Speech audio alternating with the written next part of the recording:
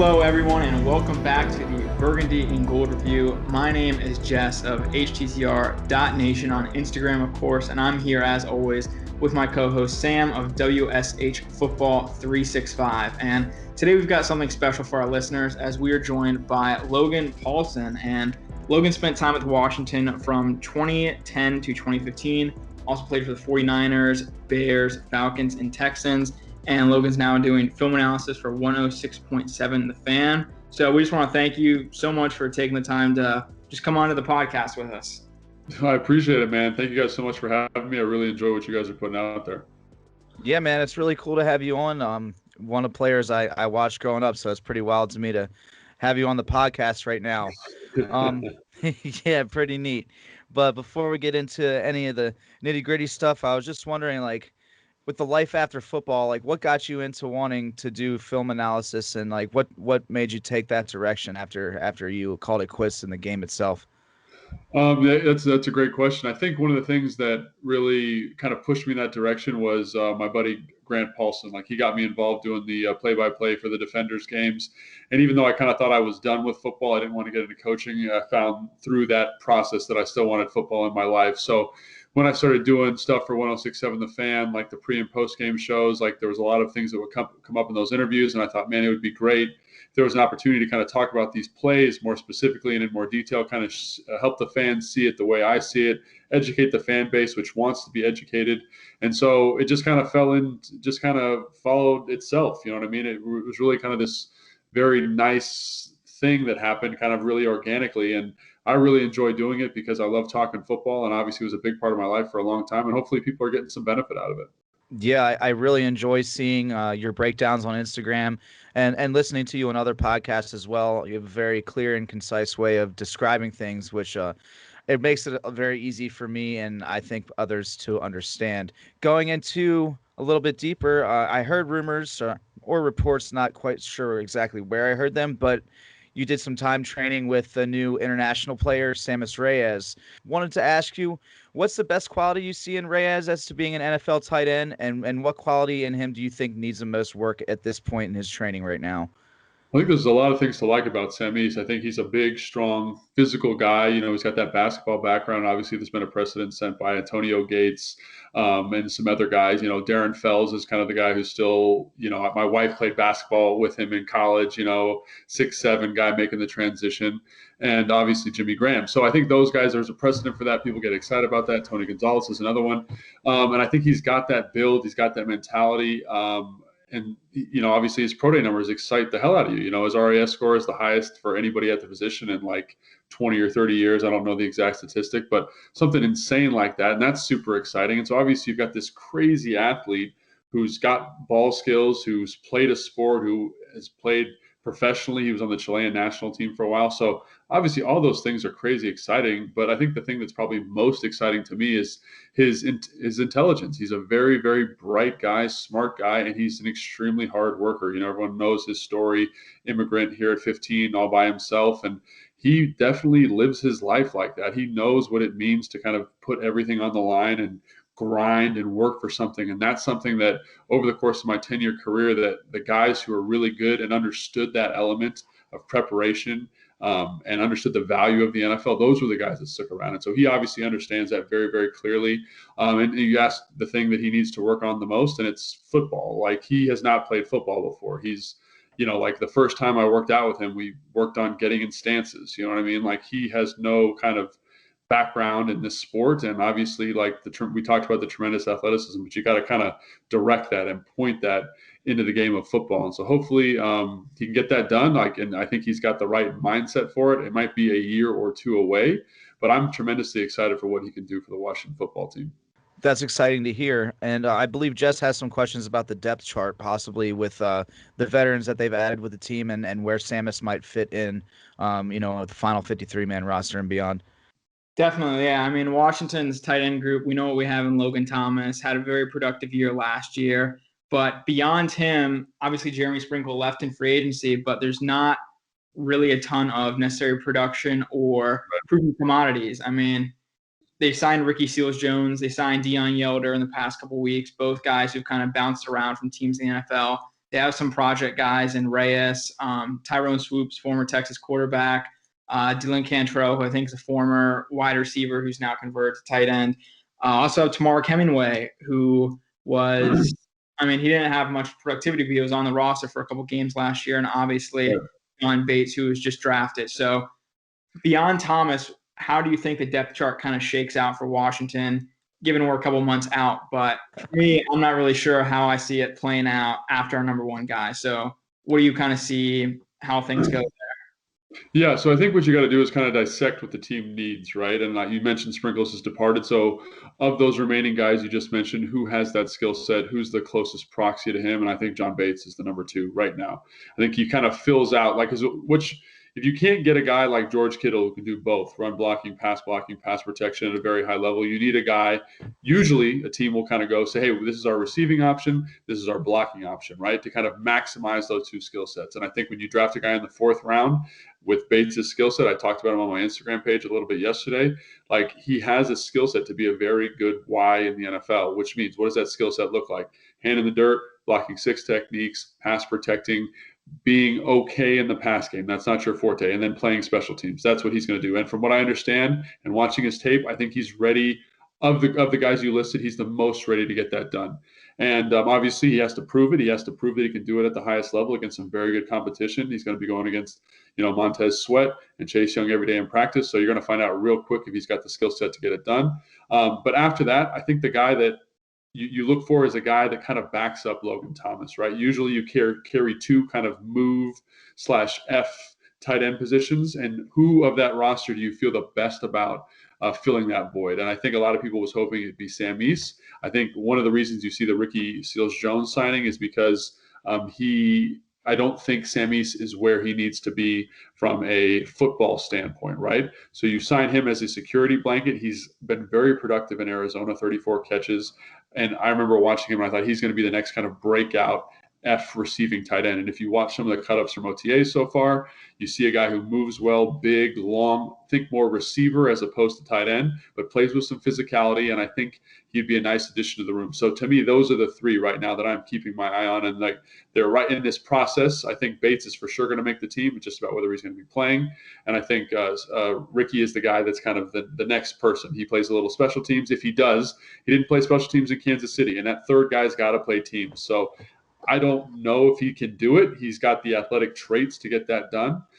We'll see if he can kind of say, hey, I'm going to do teams. I'm going to commit to that because I think that assures him a roster spot. If not, I think maybe one of those other guys creeps into it, right? Because you have to have value on teams at that 3rd spot. And then you guys mentioned Sam Meese. I think Sam Meese is going to be with the organization in some capacity. I don't think you go out and sign a guy the way they did this early and not find a way to keep him around. I think, I don't know if he ends up on practice squad. I don't know if he ends up on the 53. I don't know if he ends up on IR with kind of a phantom injury for the year, but I think they're going to find a way to keep him around at least to 2022.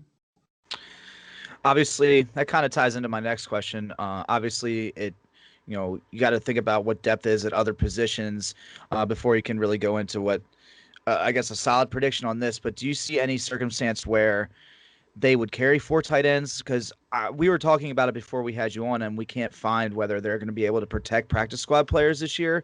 Right. And based upon how much attention Samis had from other teams, I would be wary of putting him on the practice squad, fearing that another team would poach him. What's your thoughts on that? And if you have any insight on if they're allowed to protect players on the practice squad? Yeah, so I don't know about the practice thing because, everything's been kind of in flux since the COVID year, longer season. I know they've kind of augmented those rules a little bit.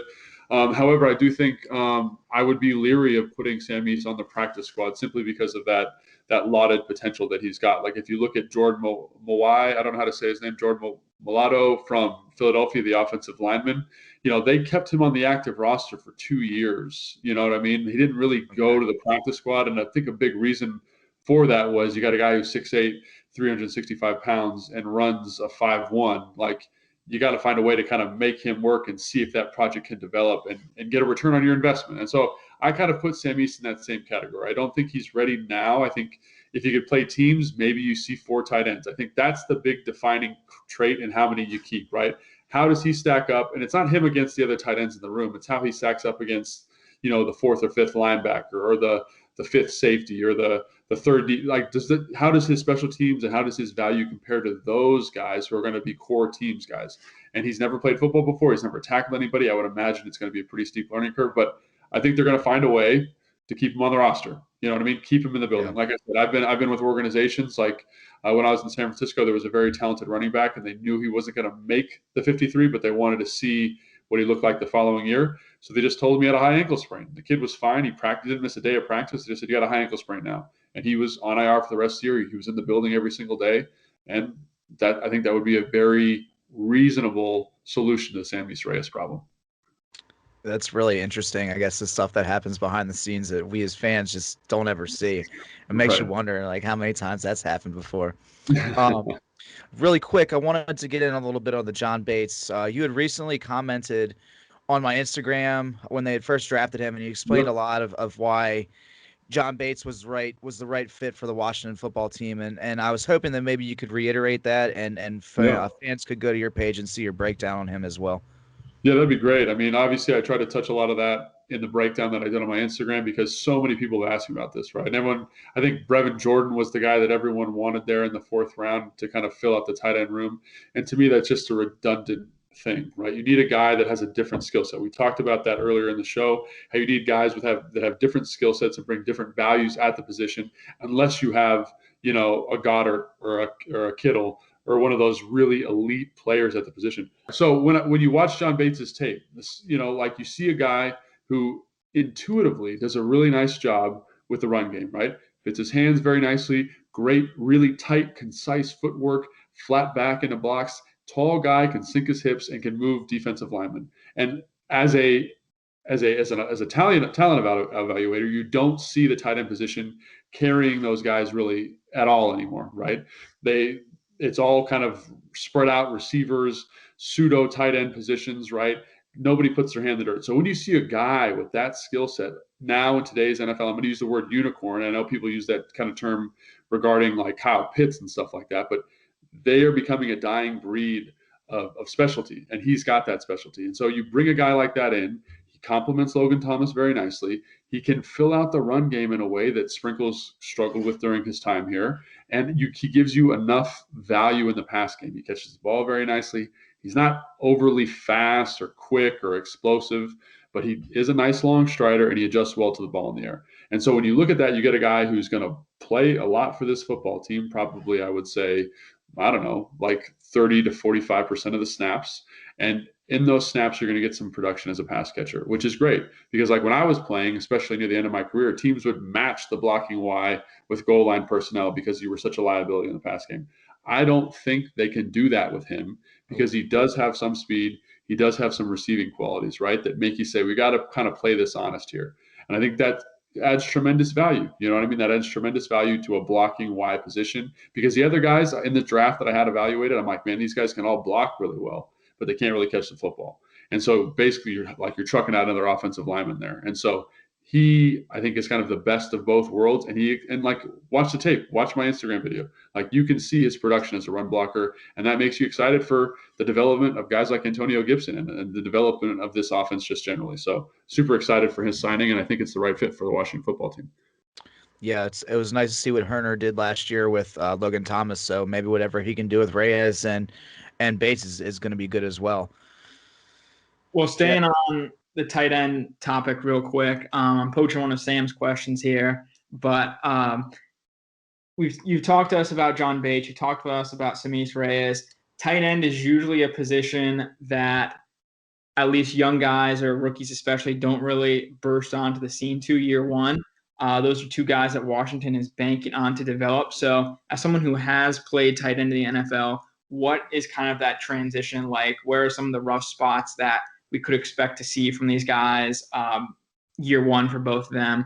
Just what's that jump like from whatever level of football they just played into the NFL? Yeah, so I think Sam East is, it's a monumental climb. Like he's got, you want to talk specifically about things to learn, like, yeah, that's tough. Like John Bates' transition is going to be tough. Sam East is like enormous. It's catastrophic. It's gigantic. Whatever superlative or adjective you want to throw in there, it is monumental. And he has so much to learn, so much to overcome. He's literally entering football at the highest possible level. Could you imagine that? Like going to be CEO for the company without a day of experience? Like it would be catastrophic for you. You'd be like, I have no idea what these people do. I have no idea why we have this meeting. Like that's exactly what he's doing every single day. Thank goodness he's a very bright dude who works very hard. So I think that's not going to be totally overwhelming. And for him, big learning curve. And everyone says, oh, he's going to be playing this year. And I would love for him to be playing this year because if you've talked to him for 5 seconds, you understand what kind of person that he is and you root for him. But he has a long road to go, which is why I think look for Sam East, 2022, 2023 down the road a little bit in terms of his development. Bates, on the other hand, we talked about how well his college tape holds up, in terms of blocking, and he performed very well against the kid from Washington, who was the 32nd pick overall to Tampa Bay.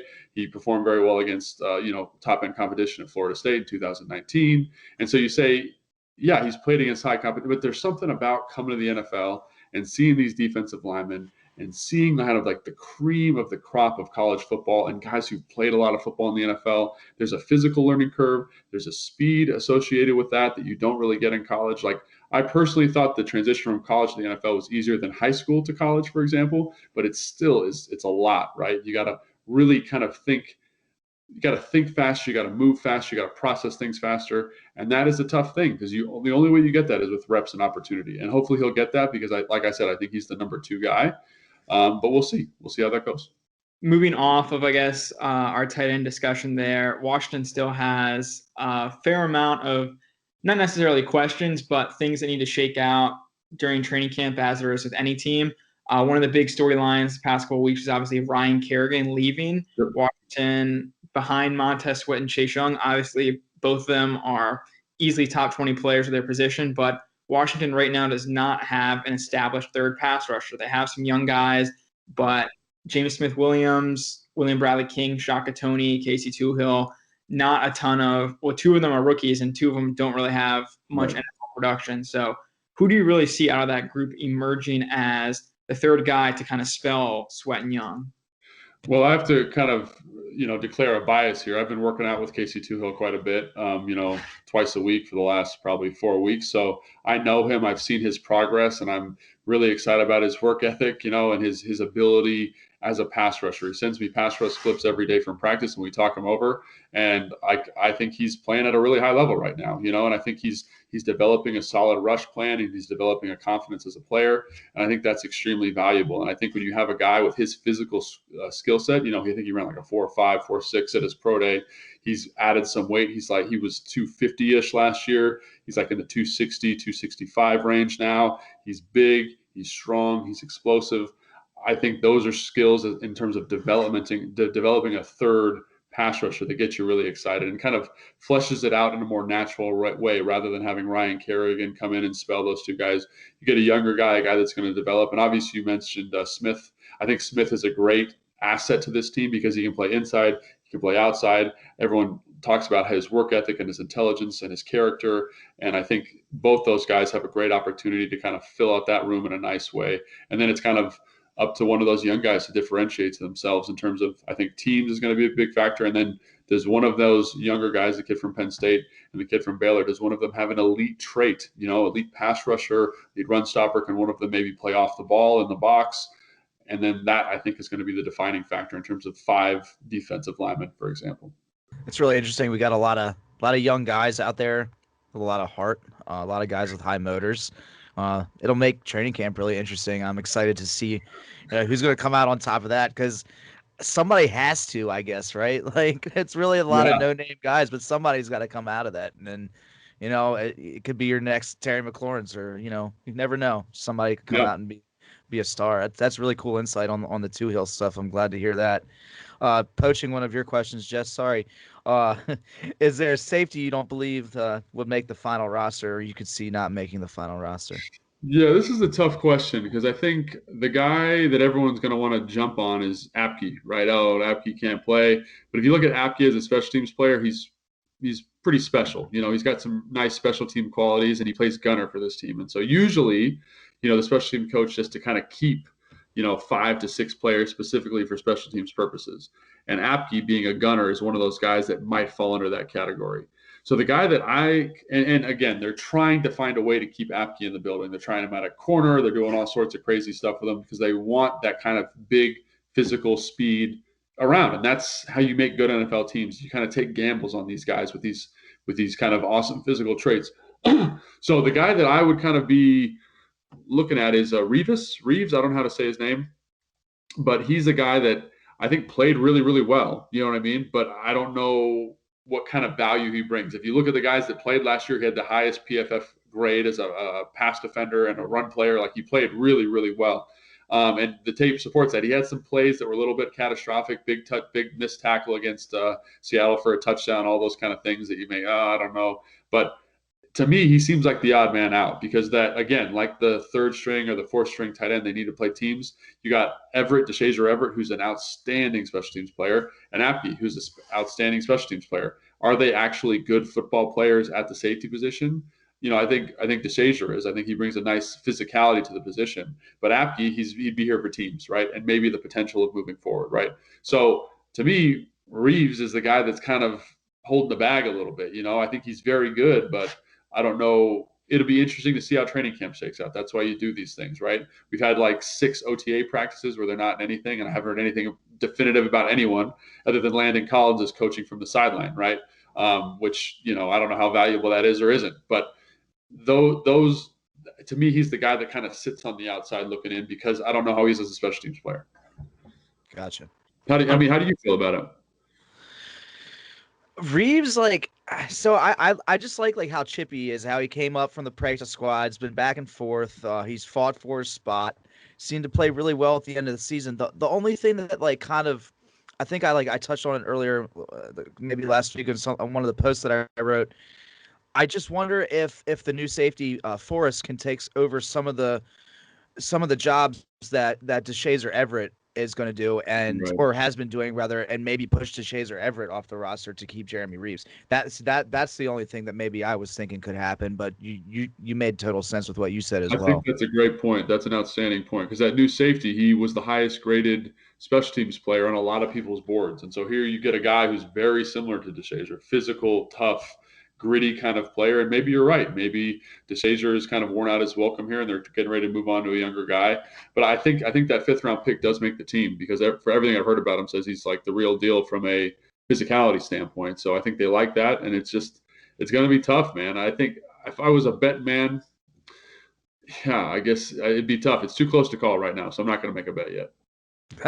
Gotcha. That's it. I mean, it's good teams. This is what good teams do, right? Like they get better and it pushes out good players, unfortunately. But yeah, it's better than having guys that might not have been starters on other teams. Just good to see upward motion. And you said something there that I think is so important. Like, you want to be cutting good players. And I know that seems counterintuitive, but when you're roster building, you want enough in training camp where you're like, well, we got to let some good football players go. And over the last couple of years for the Washington football team, that has not been the case. They've been like begging people to stay. So now, like, this just shows, like, I think Ron's done a really good job bringing in talent and having good depth, and that's critical. So, yeah, I'll just hop in on the safety before we shift gears from it. But I think it leaves them it's a good problem, as people always say. As you just mentioned, Logan, you want to be cutting better players. It's a sign of your roster being more developed, more or better depth, better or more built throughout. But I think it's hard. I don't see him carrying 6 safeties. That's not usually a normal thing that NFL teams do with their roster constructions. There's not really anybody you want to see miss the cut between McCain, Reeves. Curl's going to make it, obviously. Collins, I think, with his contract number, he's still going to be here at least for 2021.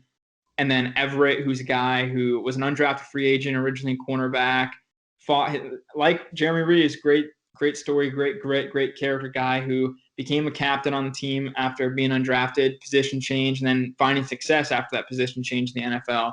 So one of those guys is not going to make it. It's going to be unfortunate to see or to wave goodbye to one of them. But, I mean, like you just mentioned, it is a good sign of the roster coming together a lot better than past years.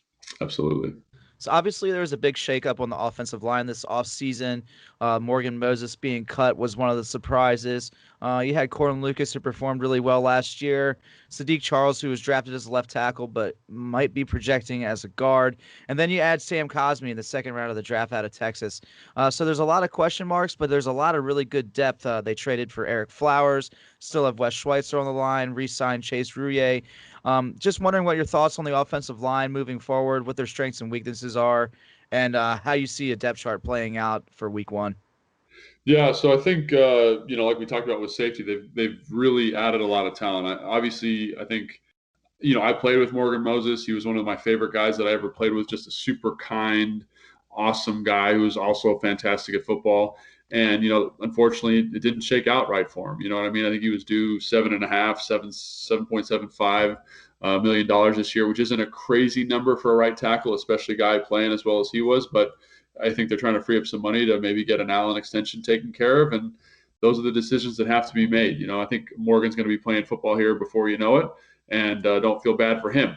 But I think in terms of the roster and how I think it shakes out, I think ideally, I think Lucas did a great job last year. I think he's a good football player. I think he's limited athletically. I mean, he's 6'8", he's 335 or whatever he is. He doesn't move super well, and against speed rushers last year, he had a tough time, right? So I think ideally, because he can play right or left, he's your swing guy. I think you feel really good about him being your swing tackle.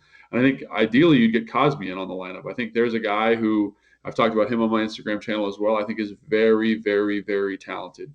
He's big, he's strong, he's got a high football IQ. He interviewed extremely well from the people I spoke with, my NFL contacts.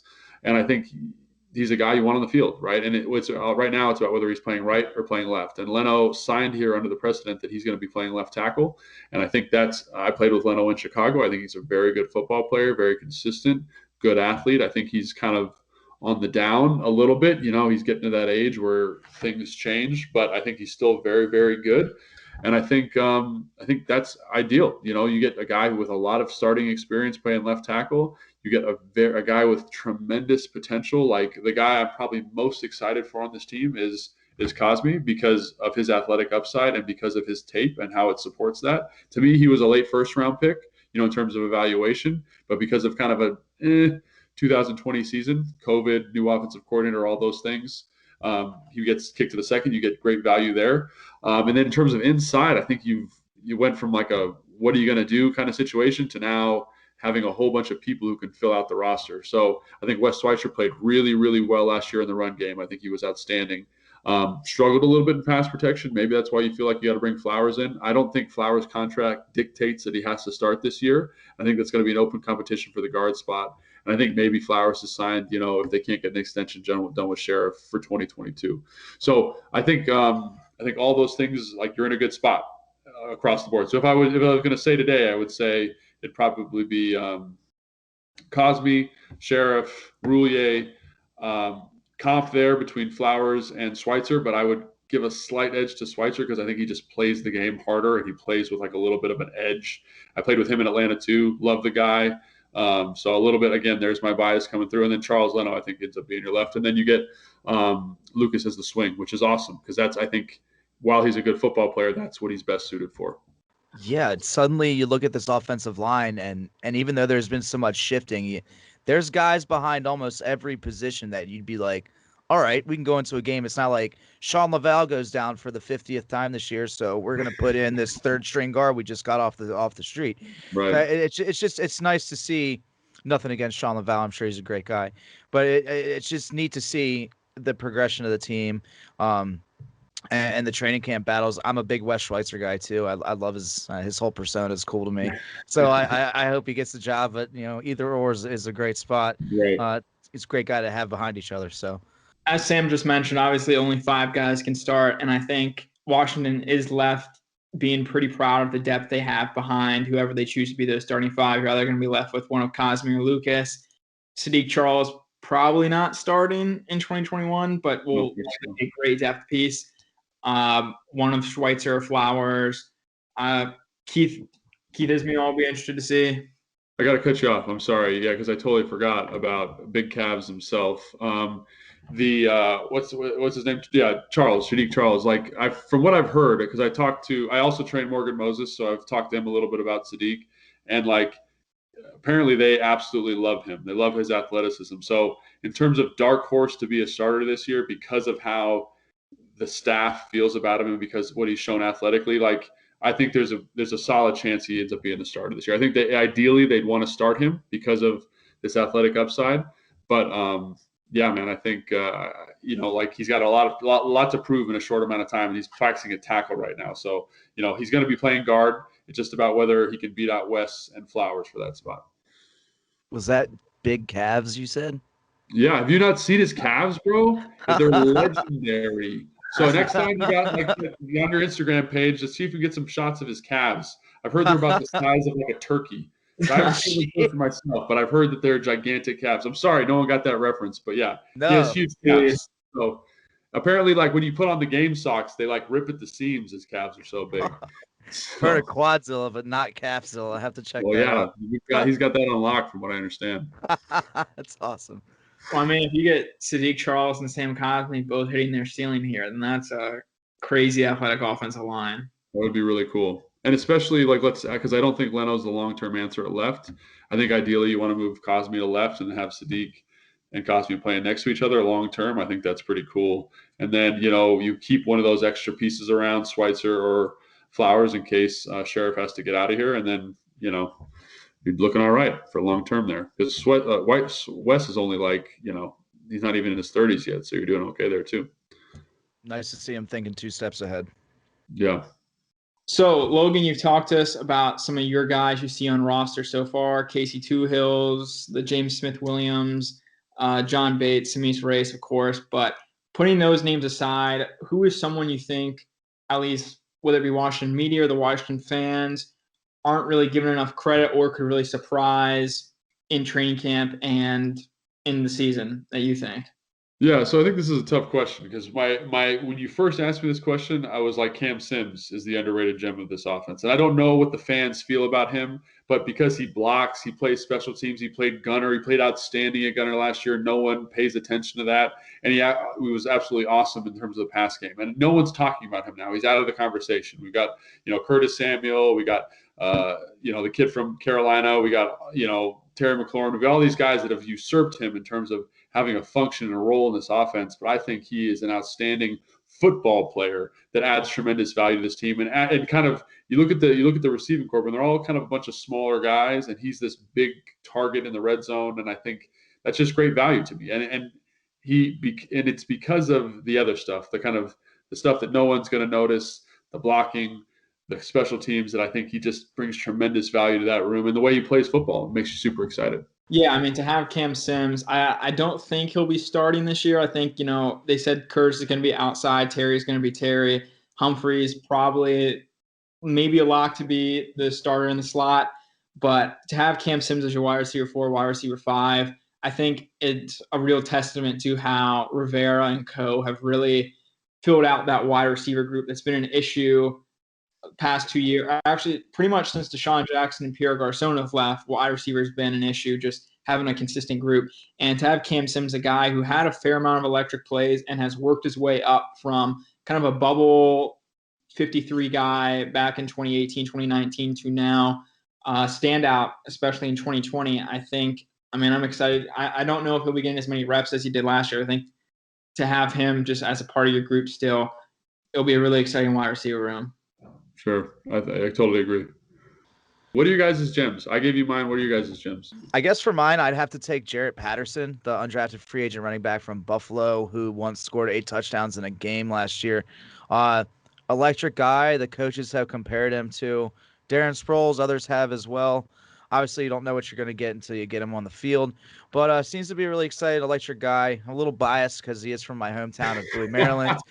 So I like to see those guys do well. But they don't have a whole lot of depth at all at running back. I think it's really an underrated position where they might need a little bit of help. Barber got them 2 yards when they needed it last year, but that's literally it. You ask them for more than 2 yards, he might give you 2.5, but that's about it. So I'm thinking if obviously you don't want to have a 5'6", whatever he really is. I think he's listed at 5'8", but probably a little bit smaller guy Right. as your bruiser, but somebody of that talent and athletic ability. And he was signed right after the draft. I feel like he's another that might get caught up on the practice squad and or taken away from our practice squad rather. So I have him as a dark horse gem. He can make some, maybe be our kick returner. I don't know what his talents are in that department, but being that electric, and maybe J.D. McKissick is a free agent after this year. Could be the gem that breaks out for this team. Have you watched any of his tape? I'm just Yeah, curious. I have. Yeah. So the thing about him that always blows my mind is that like he's whoever the guys in Buffalo, that offensive line, they were awesome, man. And like when I watched his tape, I'm like, it's like evaluating Derrick Henry from a couple of years ago because the O line is just blowing people off the ball. Yeah. So in terms of like making people miss and kind of being like this traditional shifty running back, to me he runs more almost like a power back. So maybe he does kind of fill that short yardage role. You can't see him. I mean, he is 5'6", but he's also 200 pounds. So he's like put together in a really nice way. And when you watch him, I think he had if I remember correctly, don't quote me on this, but he had the second highest broken tackle rate in all of college football last year. So obviously the guy has some good contact balance. I don't know. He's not like, I think people think this 5'6" guy to see like super shifty kind of dynamic runner. It's a little bit more of a bruiser than people think. So maybe he does fill out that running back room in a really nice way. Oh, okay, that'd be really cool to have. I didn't, I guess, get that deep into it, but I definitely did notice that he had some pretty big running lanes out there in Buffalo, especially that 8-touchdown game. I was like, man, but there were a lot of goal line situations too where he really punched it in there. It's like made me think that he could take Barber's job. So that's good insight on that. Jess, where's yours at? Yeah, I was just going to say Jarrett Patterson's a good pick, easy guy to root for. I think, as you mentioned, Washington's running back depth chart. I mean, obviously Gibson, McKissick, and Barber are the favorites for the 3 spots right now, but we saw when Gibson went down, the run game kind of went in limbo. The team couldn't really rely on it as much, not a ton of productivity coming out of there in terms of yards per carry or necessarily efficiency in the run game. So Patterson does have a good opportunity there, but that's the same kind of thinking I kind of went with my pick, which is Khaleke Hudson. I mean, with Washington's linebacker group, Cole Holcomb, Jamin Davis, John Bostic, you're very heavy favorites to be the starters. But beyond that, Washington doesn't really have a ton of necessarily proven guys or a lot of guys with NFL experience or snaps under their resume so far. And I think Khaleke Hudson has a really good opportunity to emerge as he's obviously linebacker 4 right now, but I think he has a good opportunity to at least get some good snaps, already a good special teams player. He had that really nice play against the Seahawks, I think, in a game last year. But, I mean, he was a great, just productive player at Michigan, 4-year starter there. Good athletic profile. I'm excited to see if he can emerge in a weaker, I guess, second-tier linebacker room right now. Jess, I hate to put you on the spot, but do you know what because he was a converted like safety, or he was like kind of one of those tweener guys, right? Am I mistaken? He had that kind of viper position that Jabril Peppers was in a few years back, and he took. So you're checking for his 40 time? I would, yeah. If you had it, I'd love to hear it because like I've always been a big proponent, especially in kind of the new generation of linebacker. You know how coverage is so important. If they could get a couple guys on the field who can really run and cover, 3 dynamic guys like that, I think that would be pretty make this group pretty special. I know they'd be young, but Damon Davis can run like a deer, and Holcomb's an athlete, like we've seen that a whole bunch. So, what would your guess be on his 40 time? Because I have it right here. To me, like he runs like an alligator or like a pit bull. He's got like no neck and he's like scurrying around. I would say to me he strikes me like a 4.7 guy. I hope it's faster than that, but it's 4.56. Ooh, that's exciting. I think he. Don't quote me on this. I know he blocked a lot of punts in Michigan, but I think he blocked like 4 punts his senior year at Michigan on special teams. Like he was an absolute stud on special teams. So that's awesome. Yeah. Yeah. I mean, he's been a stud on special teams here too. So, but I mean, it'd be cool to get that speed on the field and let him run around like a little pit bull more. I love it. I love his tenacity. That's a great comparison. With no neck like a pit bull. Referencing his college career, obviously he was a special teams demon, but I do believe he has the Big Ten record for tackles for loss in a game. I think in a game against Minnesota, I know it's going to sound crazy, but I think he had somewhere between 9 and 11 tackles for loss in one game. That's pretty incredible. Yeah, good for him. He had 30 bench press reps. I mean, he's built like a little pit bull. He's got like this kind of like really rigid torso, and he scurries around like. Jeez. All right, let's see it. Yeah, I like that pick, man. Put him at running back. All right, Logan, that's all we have for you today. I really appreciate you coming on and lending your insight and, just spending the time that you have with us today. Coming out feeling like I know a little bit more about the Washington football team, and I hope that our listeners feel the same way too. Guys, if you're listening, please ensure to follow Logan at Logan_Paulsen82 on Instagram for his film breakdowns and other insight. Logan, thanks again, man. Guys, thank you so much for having me on. You guys are doing a great job. Appreciate it. That's all we have this week, you guys, and thanks so much for listening. We'd also like to give a huge shout out to our special guest, Logan Paulsen, for taking the time out of his busy schedule to meet with us and answer some of our burning questions. Another big shout out to Jack Davis for creating the intro-outro music that you hear on each episode. Be sure to follow him and check out his music at jackdot_com. If you like the podcast, be sure to leave us a review. Also, be sure to check out our podcast Instagram at TheBNG. That's at the B, the letter N, G Review, to stay up to date on everything regarding the show. You can find this podcast on YouTube, Spotify, Apple, Google Podcasts, Amazon Music, and Audible. Thanks again. Go Washington.